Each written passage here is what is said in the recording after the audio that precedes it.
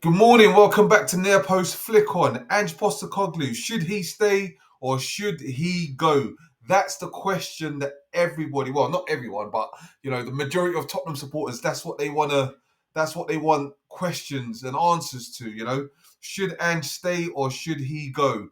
That's the big question. I mean, the rumours have just been spiraling and spiraling and spiraling. And it's been rampant this week, to be honest, as to whether he's been sacked or whether he's staying on or what's the club gonna do, and where does his future lie? So that's the big question. Should Ange stay or should he go? Right. I mean, for me, I think he's done enough to warrant at least another year at Spurs. Because I think, yeah, he's definitely done enough to warrant another year at Spurs. I mean, a club that's gone without any trophy for 17 years, and then he's come along, he's predicted it, and he's achieved it.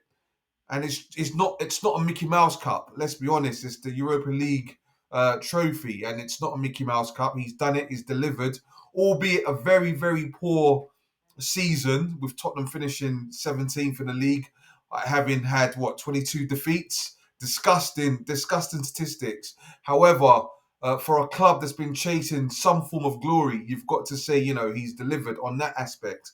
And I think it's only right that you give him a third year. To be honest, you only, it's only right that you give him a third year. And let's not forget when he first came to Tottenham, and those first 10 games before Tottenham started picking up injuries and things didn't go accordingly, they looked unstoppable. They looked phenomenal, and you could tell that there was going to be special things, but unfortunately, things didn't go accordingly. They picked up injuries along the way, and things just felt like it just plummeted. But I think going forward, I think he's probably learned a lot in terms of game management. And this last season that's just ended as well, I think he would have taken it in his stride as well and looked at, some of the lessons learned in terms of strategizing and managing games and, maybe changing tactics and tinkering a little bit more. And I think that will probably add to his cause for next season. So, yeah, I believe rather than him going, I think it's probably important for him to stay and finish the job at Tottenham. And it's too easy to just get rid of managers these days and just sacking managers. You know, let him finish what he started. Let him mold the team as to how he wants to mold the team. And hopefully Spurs don't have any injury concerns going into the new season. And let's see what he can do. Let's see what he can do. And I think the rumours don't help. All these speculations about whether he's been sacked or whether he hasn't been sacked. It doesn't help the players. It doesn't help the club. So I think, Daniel Levy needs to just come out and say, no, Ange staying. He is the Tottenham manager, and just put everything else, all the other speculations, put them all to rest. And from what I can see as well, or from what I've read, apparently Spurs would have to pay a 4 million compensation bill to relieve Ange of his duties. Now, why would you want to do that? It's a waste of money. That money can be invested somewhere else. Not that Tottenham are short of a few bob or two, but that money can be invested somewhere else, to bring in new players as opposed to paying this off as compensation. Just give the guy another season, see how he gets on, maybe 10, 15 games into the season, and then look to make that change if results don't go your way. Don't get me wrong, as I say, for a club like Spurs, finishing the way they finished the season, it's not good by anybody's standards. And yes, they've been slated about it. But however, he did get the monkey of the club's back in relation to attaining trophies. He's done it. He's done it. So I think I want to see what he will do with this team next season. And I think there's a lot of prospects for Spurs. There's a lot of prospects for Spurs. And as he's already said as well, season 3 is always better than season 2. I want to see season 3. I want to see season 3. So let this man manage the club season 3. Give him all the tools he needs. Give him the support that he needs, and let him get on with his job. That's how I stand. That's how I feel. And moreover, it feels as though the players as well support Ange. I think Pedro Porro, he came out and in an interview, and he said that Ange keeping his job at Tottenham would be good for Spurs. And these are, it seems that the players, have kind of bought into his way of working. They've bought into his philosophy.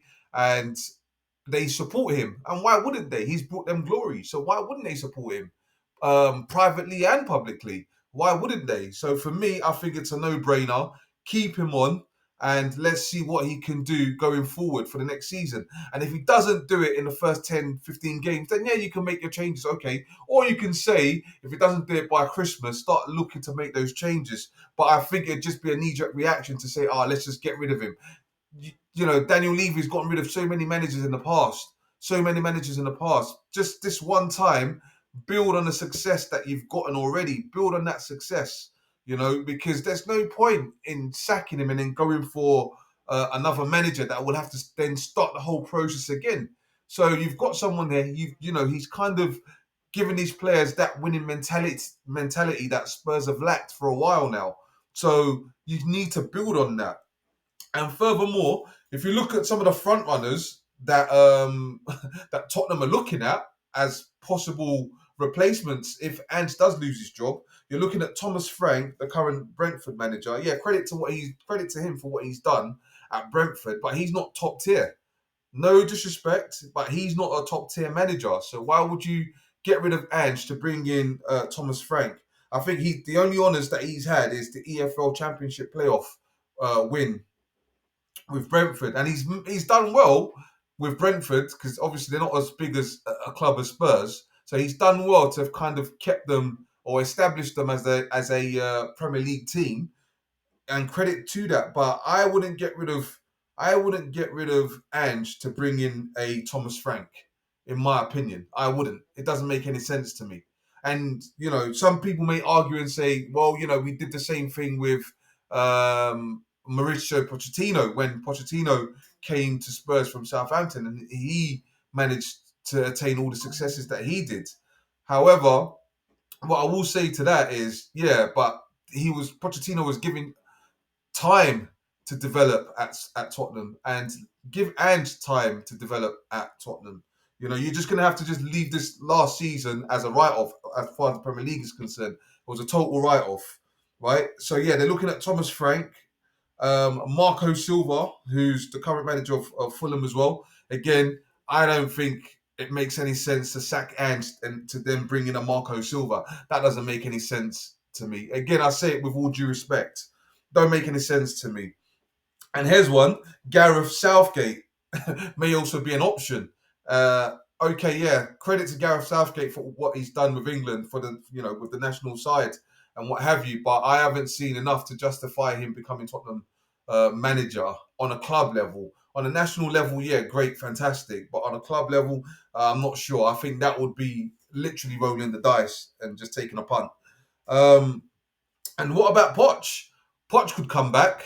But at the moment, he's currently managing the USA, and I'm sure he'd like to take them to the World Cup next year. So he's probably tied up at the moment. So with that being said, I would say let Ange manage Spurs, give him another year, see how it goes, and then, yeah, you take it from there and see how he gets on. So please like, share, and subscribe. Thank you.